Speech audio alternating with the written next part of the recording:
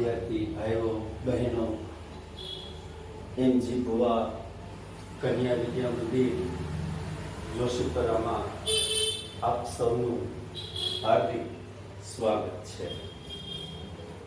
જે doctor Haribhai S Patel શૈક્ષણિક સંકુલમાં આવેલ છે અને આદરપાત્ર જે કે રેસિયા સાહેબના માર્ગદર્શન હેઠળ આ સ્કૂલ ચાલુ છે. સામાન્ય પ્રવાહ ધોરણ 12 અને ધોરણ 12 ની અંદરમાં અત્યારે આપણે વિષય તત્વજ્ઞાન અને તત્વજ્ઞાનમાં પ્રકરણ નંબર 7 અને ભાગ નંબર અત્યારે આપણે 2 ની વાત કરી રહ્યા છીએ. ભાગ નંબર 1 આપણે અગાઉ જોઈ ચૂકેલા છીએ. એની અંદરમાં આપણો અત્યારનો મુખ્ય મુદ્દો છે મૂલ્યનો જીવન દ્રષ્ટિ સાથેનો સંબંધ. મૂલ્યનો જીવન દ્રષ્ટિ સાથેનો સંબંધ. હવે મૂલ્યનો જીવન દ્રષ્ટિ સાથેનો સંબંધ આપણે સમજવો હોય તો બે મુદ્દાનો આધાર લેવો પડે અને બે મુદ્દાના આધારે આપણે આ વાત મૂલ્યનો જીવન દ્રષ્ટિ સાથેનો સંબંધ એ આપણે સમજી શકીએ છીએ. એની આપણે વાત કરીએ તો મૂલ્યનો જીવન દ્રષ્ટિને આધારે જે આપણે પ્રકારો પાડી શકીએ એ આ રીતના બે પ્રકારો પાડી શકીએ. એક ભૌતિકવાદી અથવા જેને આપણે દેહવાદી જીવન દ્રષ્ટિ કહી શકીએ છીએ. ભૌતિકવાદી જીવન દ્રષ્ટિ અથવા દેહવાદી જીવન દ્રષ્ટિ કહી શકીએ. બીજી જીવન દ્રષ્ટિ એવા પ્રકારની છે જે અધ્યાત્મવાદી જીવન દ્રષ્ટિ છે એમ આપણે કહી શકીએ છીએ. વિદ્યાર્થી ભાઈઓ અને બહેનો, આ મુદ્દો અહીંયા તમારે ટૂંકમાં આવી ગયો છે, પણ જૂનું 12મા ધોરણનું તર્કશાસ્ત્ર હતું એની અંદરમાં આ મુદ્દા વિશે ખૂબ ઊંડાણથી ભણવામાં આવતું હતું. અહીંયા સાર સ્વરૂપે આ મુદ્દાની આપણી ટેક્સ્ટમાં આપેલી વાતના સંદર્ભમાં વાત કરીએ તો ભૌતિકવાદી જીવન દ્રષ્ટિ એની આપણે વાત કરીએ તો એની આપણે અર્થ સાથેની વાત કરવી હોય તો આ પ્રમાણે આપી શકીએ કે માણસ એટલે તેનું શરીર. આવું ભૌતિકવાદી જીવન દ્રષ્ટિ માણસ એમ માને છે કે માણસ એટલે તેનું શરીર, એવું આ લોકો માને છે એમ આપણે કહી શકીએ. માણસ એટલે એનું શરીર, એટલે કે જે આ પંચ મહાભૂતોનો બનેલો દેહ, જે પંચ મહાભૂતોનું બનેલું શરીર છે. પંચ મહાભૂતો એટલે પૃથ્વી, જળ, તેજ, વાયુ, આકાશ. આ પાંચ તત્વોનો આપણો આ માનવ દેહ, માનવ શરીર બનેલું છે એમ કહેવામાં આવે છે. હવે આ જે પંચ મહાભૂતોનો બનેલો દેહ છે એના ગુણ લક્ષણોનું વર્ણન કર્યું છે કે આ દેહ છે એ જન્મે છે, જીવે છે અને મૃત્યુ પામે છે. આ પંચ મહાભૂતોનું બનેલું શરીર, પૂતળું એ એવું છે કે જેનો જન્મ થાય છે, જે જીવે છે, જે વિકસિત થાય છે. નાનું હોય એમાંથી આગળ વધીને મોટું થાય. નાનું હોય ત્યારે એ 1.5-2 ફૂટનું માનવ દેહ હોય અને પછી 5.5 થી 6 ફૂટ કે 6.5 ફૂટ સુધીની હાઈટ એની થાય. વજનમાં પણ જન્મે ત્યારે એ 2-3 કિલો હોય, પછી એ 50-100 કિલો સુધીના એ વજન સાથેનું વિકસિત થતું હોય એવું બાબત જોવા મળે અને છેલ્લે એનું મૃત્યુ થાય એવી બાબત જોવા મળે છે. અને એમ કહેવામાં આવે છે કે એનું પુનરાગમન એટલે ફરી પાછું અવતાર થતો નથી એવું માને છે. એમાં ખાસ કરીને જે નવ દર્શન શાસ્ત્રો છે એ નવ દર્શન શાસ્ત્રમાંનું એક દર્શન શાસ્ત્ર એવું છે કે જે ચાર્વાક દર્શન શાસ્ત્ર છે. અને ચાર્વાક દર્શન શાસ્ત્ર એવું માને છે કે માણસ એટલે માત્ર એનું આ ભૌતિક શરીર, જે પંચ મહાભૂતોનું બનેલું છે એ જ જીવન છે, એ જ વાસ્તવિકતા છે. આત્મા, ચેતના, ચૈતન્ય જેવું કોઈ તત્વ એની અંદરમાં નથી ને એની તો ઘણી બધી વાત થઈ શકે. ચાર્વાક દર્શન આખું મોટું શાસ્ત્ર છે, પણ એ આપણે એમ કહી શકીએ કે ભૌતિકવાદી જીવન દ્રષ્ટિને અનુસરનારું શાસ્ત્ર છે એમ આપણે કહી શકીએ છીએ. અધ્યાત્મવાદી જીવન દ્રષ્ટિની વાત કરવી હોય તો અધ્યાત્મવાદી જીવન દ્રષ્ટિ કોને કહેવાય?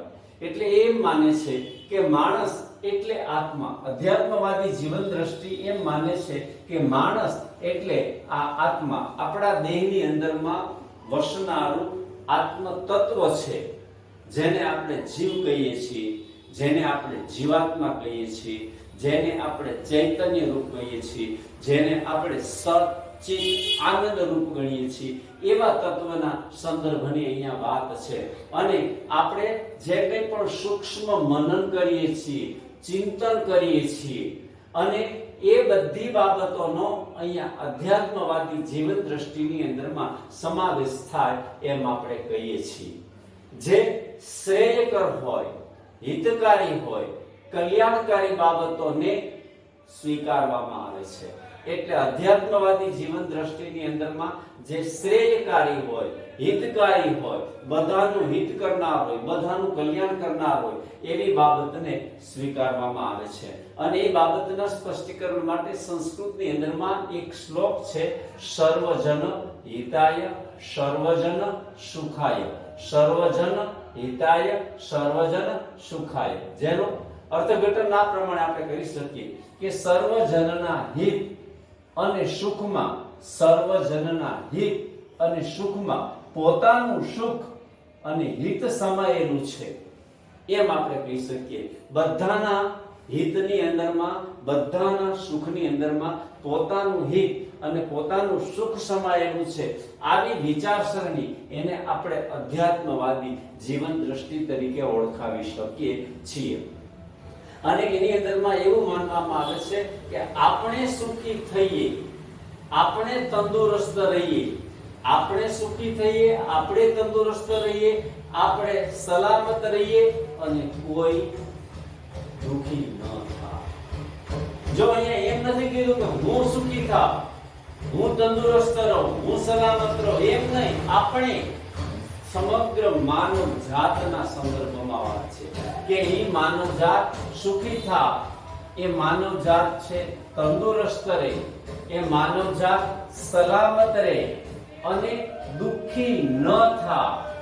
એવી વિચારસરણી હોય, એ વિચારસરણીને આપણે અધ્યાત્મવાદી જીવન દ્રષ્ટિ કહી શકીએ છીએ. હવે ઉપરના બંનેમાંથી કોની પસંદગી કરવી તે તેની જીવન દ્રષ્ટિ પર આધારિત છે. માણસે ભૌતિકવાદી જીવન દ્રષ્ટિ પસંદ કરવી કે માણસે અધ્યાત્મવાદી જીવન દ્રષ્ટિ પસંદ કરવી, એ માણસની જીવન દ્રષ્ટિ ઉપર આધારિત છે. જીવન દ્રષ્ટિ એટલે કે જીવન જીવવાની પદ્ધતિ, જીવન જીવવાની રીત. જેવી માણસની જીવન જીવવાની રીત હોય, જેવી જીવન જીવવાની પદ્ધતિ હોય, એને આધારે એવી માણસની જીવન દ્રષ્ટિ બનવાની. એટલે કે કાં તો એની ભૌતિકવાદી જીવન દ્રષ્ટિ બનવાની, અથવા તો કાં તો એ માણસની અધ્યાત્મવાદી જીવન દ્રષ્ટિ બનવાની, એવી બાબત જોવા મળે છે. અને જ્યારે આપણે ભૌતિકવાદી જીવન દ્રષ્ટિની પસંદગી કરતા હોઈએ કે અધ્યાત્મવાદી જીવન દ્રષ્ટિની પસંદગી કરતા હોઈએ, ત્યારે આપણે પસંદગીની અંગે સભાનતા હોય પણ ખરી અને ન પણ હોય. અને એમને બીજા ચાલે એટલે આપણે એમ ચાલો, બીજા કરે એટલે આપણે કરવાનું, એમ માણસ સ્વીકાર કરી અને આગળ ચાલતો હોય, એવી બાબત પણ અહીંયા જોવા મળે છે. હવે આપણે આપણા અભ્યાસક્રમની અંદરમાં આ બીજો મુદ્દો, મૂલ્યનો જીવન દ્રષ્ટિ સાથેનો સંબંધ, એ વાત સમજ્યા. હવે ત્રીજો મુદ્દો છે મૂલ્યોની વ્યક્તિલક્ષિતા અને વસ્તુલક્ષિતા. મૂલ્યોની વ્યક્તિલક્ષિતા અને વસ્તુલક્ષિતા. હવે મૂલ્યોને અહીંયા બીજી બે દ્રષ્ટિએ મૂલવવાનો પ્રયત્ન કરીએ છીએ. એક છે મૂલ્યની વ્યક્તિલક્ષિતા અને બીજું છે મૂલ્યની વસ્તુલક્ષિતા. ઘણાને એમ થાય સાહેબ આટલી બધી મૂલ્યની વાત કરી, પણ મૂલ્ય એટલે કઈ બરોબર મગજમાં બેસતું નથી. ફરી પાછી વાત તાજી કરાવી દો. મૂલ્ય એટલે માણસ પોતાની જીવન દ્રષ્ટિને કારણે જેને પસંદગીને પાત્ર ગણે છે, એને આપણે મૂલ્ય તરીકે ઓળખાવી શકીએ. પોતાની જીવન દ્રષ્ટિ જેવી છે, એને આધારે જે વસ્તુને પસંદગીને પાત્ર ગણે છે, એને આપણે મૂલ્ય તરીકે ઓળખાવી શકીએ છીએ. એ અર્થ પાછો તમને કરાયો. હવે એ મૂલ્યને વ્યક્તિલક્ષી અને વસ્તુલક્ષી કહી શકીએ. જેમ કે મૂલ્યની વ્યક્તિલક્ષીતાની આપણે વાત કરવી હોય તો મૂલ્ય એ વ્યક્તિની આંતરિક અનુભૂતિનો વિષય છે. મૂલ્ય એ વ્યક્તિની આંતરિક અનુભૂતિનો વિષય છે. મને તમને આપણને સૌ બધાને આંતરિક અનુભૂતિ થાય છે, અનુભવ થાય છે, સંતોષ થાય છે, ધન્યતા થાય છે, અહોભાવ થાય છે. અને ક્યારેક અમુક કામ કરીએ, અમુક પ્રવૃત્તિ કરીએ, અમુક વસ્તુ કે અમુક પદાર્થ આપણી પાસે ન હોય અને એની આપણને પ્રાપ્તિ થાય તો એને લીધે આપણને ખુશીનો અનુભવ થાય, એને લીધે આપણને સુખનો અનુભવ થાય, એને લીધે આપણને આનંદનો અનુભવ થાય, એને લીધે આપણને પ્રસન્નતાનો અનુભવ થાય. તો એને આપણે એમ કહી શકીએ કે એ મૂલ્યની વ્યક્તિલક્ષીતા છે, એમ આપણે કહી શકીએ છીએ. આ વિચારસરણી કયા વ્યક્તિઓ સ્વીકારે છે કે અનુભવવાદીઓ અને ઉપયોગિતાવાદીઓ એ આ મૂલ્યની વ્યક્તિલક્ષીતાને સ્વીકારે છે. જે અનુભવને જ જીવનમાં પ્રાધાન્ય આપે છે, જે ઉપયોગિતાને જ જીવનમાં પ્રાધાન્ય આપે છે, આવી દ્રષ્ટિકોણ ધરાવનારા જે તત્વચિંતકો છે એ તત્વચિંતકો એમ કહે છે કે આ એ મૂલ્યોની વ્યક્તિલક્ષીતા છે, એ જરૂરી છે, ઉપયોગી છે અને એ પ્રમાણે એને સ્વીકારે છે. હવે એ આ મૂલ્યોની વ્યક્તિલક્ષીતામાં માનનારા એવું માણસ માને છે કે વસ્તુનું પોતાનું કોઈ મહત્વ નથી. વસ્તુનું પોતાનું કોઈ મહત્વ નથી. તો શેનું મહત્વ છે? તો કે વસ્તુમાંથી પ્રાપ્ત થતા સંતોષનું મહત્વ છે. મને તમને આપણી પાસે વસ્તુ હોય પણ એ વસ્તુ છે એ મૂલ્યવાન નથી, પણ એ વસ્તુ હોવાને લીધે વ્યક્તિને જે સંતોષનો અનુભવ થાય, હમણાં મેં વાત કરી એમ કે વ્યક્તિને આનંદ થાય, હર્ષ થાય, ધન્યતાનો અનુભવ થાય, અહોભાવ થાય, તો એ અહોભાવને આપણે એમ કહી શકીએ કે મૂલ્યની વ્યક્તિલક્ષીતા છે, એમ આપણે કહી શકીએ છીએ. લાઓ ત્સે નામનો એક ચીનમાં તત્વચિંતક થઈ ચૂક્યો છે. આ તત્વચિંતક એમ માને છે જે સુખદ અને સંતોષપ્રદ અનુભવ કરાવે તેનું મૂલ્ય છે. જે આપણને સુખદપણાનો અનુભવ કરાવે, જે આપણને સંતોષપ્રદ અનુભવ કરાવે તેનું મૂલ્ય છે, એ એમ માને છે. એટલે એના મતે આ મૂલ્યોની વ્યક્તિલક્ષીતા છે, એમ આપણે કહી શકીએ છીએ. જેમ કે આપણે એમ કહીએ સાકરની મીઠાશ, મીઠાની ખારાશ વગેરે.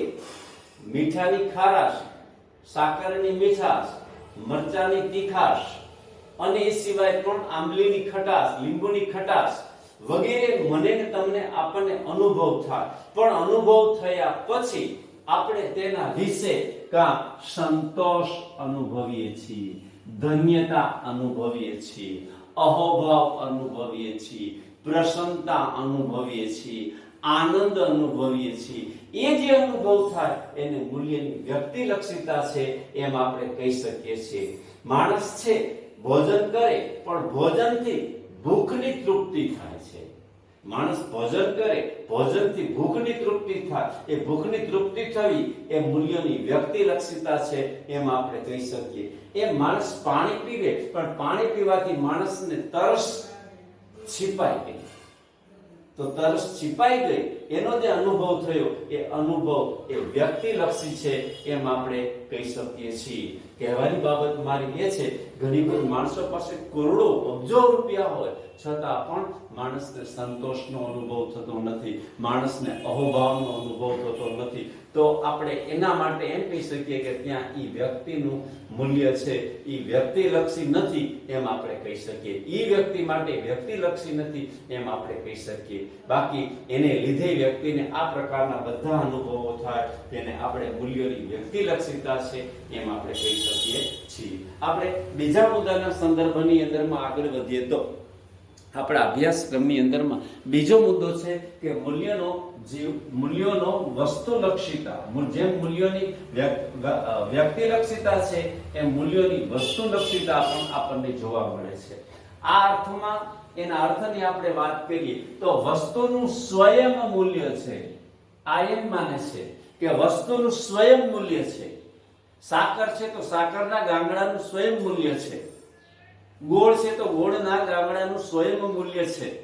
સોનું છે તો સોનાનું પોતાનું સ્વયં મૂલ્ય છે. પછી હીરા છે તો હીરાનું પોતાનું સ્વયં મૂલ્ય છે.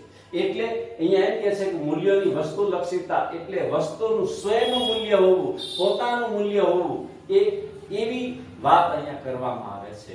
તો જે વાસ્તવવાદી ચિંતકો છે એ વાસ્તવવાદી ચિંતકો એ મૂલ્યોની વ્યક્તિલક્ષિતા સ્વીકારે છે, મૂલ્યોની વસ્તુલક્ષિતા સ્વીકારે છે. મૂલ્ય વસ્તુમાં અંતર્નિહિત હોય છે. મૂલ્ય છે એ વસ્તુની અંદરમાં અંતર્નિહિત હોય છે. સોનું છે તો સોનાની અંદરમાં એનું મૂલ્ય અંતર્નિહિત છે. સાકર છે તો સાકરના ગાંગડાની અંદરમાં એનું મૂલ્ય અંતર્નિહિત છે. સરસ મજાનું કોઈ ભોજન બનેલું હોય તો એ ભોજન છે એની અંદરમાં એનું મૂલ્ય એ ભોજનની અંદરમાં સમાયેલું છે, એમ અહીંયા કહેવામાં આવે છે, એમ કહી શકાય. વસ્તુમાં જ ગુણ છે, વસ્તુમાં જ ગુણ છે, અને જેને લીધે એ વસ્તુ સારી છે, સુંદર છે એવું કહેવાની મને તમને આપણને સૌ બધાને ફરજ પાડે છે. જો વસ્તુની અંદરમાં મૂલ્ય ના હોય આના મંતવ્ય પ્રમાણે તો એ વસ્તુ સારી છે, વસ્તુ સુંદર છે, વસ્તુ ગમે એવી છે, વસ્તુમાં મજા આવે એવું છે, એ જે આપણને કહેવાનો ભાવ ઉત્પન્ન થાય, એ ભાવ ઉત્પન્ન થવાની પાછળનું કારણ આપણે એમ કહી શકીએ કે મૂલ્યોની પોતાની પણ વ્યક્તિલક્ષિતા છે, એમ આપણે કહી શકીએ છીએ. સાકરમાં મીઠાશનો અનુભવ થાય અને ક્ષમા આપણે કોઈ વ્યક્તિને આપીએ તો આપણે અંદરમાં દયા, ક્ષમા અને દયા આપણે કોઈ વ્યક્તિ ઉપર દાખવીએ તો આપણને આત્મસંતોષનો અનુભવ થાય, આમાં મીઠાશનો અનુભવ થાય, આમાં આત્મસંતોષનો અનુભવ થાય. ભલે એ મૂલ્ય વ્યક્તિગત હોવા છતાં પણ જેના દ્વારા આવો આપણને અનુભવ થાય, જેના દ્વારા એટલે આમાં સાકર દ્વારા આ અનુભવ થાય, અથવા તો ક્ષમા અને દયા દ્વારા આ અનુભવ થાય, તેનું પોતાનું સ્વયં મૂલ્ય છે એમ કહેવા માંગે છે. જેને લીધે આપણને આત્મસંતોષનો અનુભવ થાય, એ ક્ષમા હોય, દયા હોય, તો ક્ષમા અને દયાનું પોતાનું સ્વયંનું મૂલ્ય છે. સાકરમાં તેનું પોતાનું મૂલ્ય છે, ભોજનની મીઠાશમાં એનું સ્વયં મૂલ્ય છે, સુગંધની અંદરમાં જે પદાર્થ, જે વસ્તુમાંથી સુગંધ આવે એ પદાર્થ, એ વસ્તુનું એની અંદરમાં મૂલ્ય છે. સોનામાં એનું વસ્તુનું મૂલ્ય છે, હીરા માણેકની અંદરમાં એની એ વસ્તુનું મૂલ્ય છે. એમ અહીંયા વાસ્તવવાદી ચિંતકો સ્વીકારે છે, જેને મૂલ્યની આપણે વ્યક્તિલક્ષિતા તરીકે ઓળખાવી શકીએ છીએ. હવે મૂલ્યની અહીંયા વ્યક્તિલક્ષિતા પણ જોવા મળે છે અને મૂલ્યોની વસ્તુલક્ષિતા પણ જોવા મળે છે, પણ આ બંને મંતવ્યો એ અધૂરા છે, અપૂર્ણ છે, ને એટલા માટે ત્રીજા મતની જરૂરિયાત ઊભી થાય છે. અને ત્રીજો મત છે જેને આપણે સમન્વયવાદી કહી શકીએ છીએ. હવે આ સમન્વયવાદી એમ કે છે કે ઉપરના બંને મતો, ઉપરના આ જે બંને મતો છે એની અંદરમાં સત્યાંશ રહેલું છે, સાચું છે પણ થોડું થોડું સાચું છે, સંપૂર્ણપણે સાચું છે એવું અહીંયા કહેવામાં આવતું નથી. એટલે કે અહીંયા આ મૂલ્યોની વ્યક્તિલક્ષિતા છે એ સાચું છે પણ એ થોડે ઘણે અંશે સાચું છે. એ જ રીતે મૂલ્યોની વસ્તુલક્ષિતા છે એ સાચું છે પણ એ થોડે ઘણે અંશે છે. આ સંપૂર્ણપણે સત્ય છે વસ્તુલક્ષિતા, અને આ વ્યક્તિલક્ષિતા સંપૂર્ણપણે સત્ય છે એવું બની શકે નહીં. ને એટલા માટે સમન્વયવાદીઓ એમ કહે છે કે આ બંનેનું મહત્વ છે, ને એટલા માટે મૂલ્યનું સર્જન આપણે, હું તમે બધા મૂલ્યનું સર્જન કરતા નથી પણ એનું ઉપાર્જન કરીએ છીએ. હું તમે આપણે સૌ બધા મૂલ્યનું સર્જન કરતા નથી પણ મૂલ્યનું ઉપાર્જન કરીએ છીએ. ઉપાર્જન કરીએ છીએ એટલે કહેવાની વાત એ છે કે આપણે ઉપભોગ કરીએ છીએ, મૂલ્યનો ઉપભોગ કરીએ છીએ, મૂલ્યનો આપણે સર્જન કરતા નથી.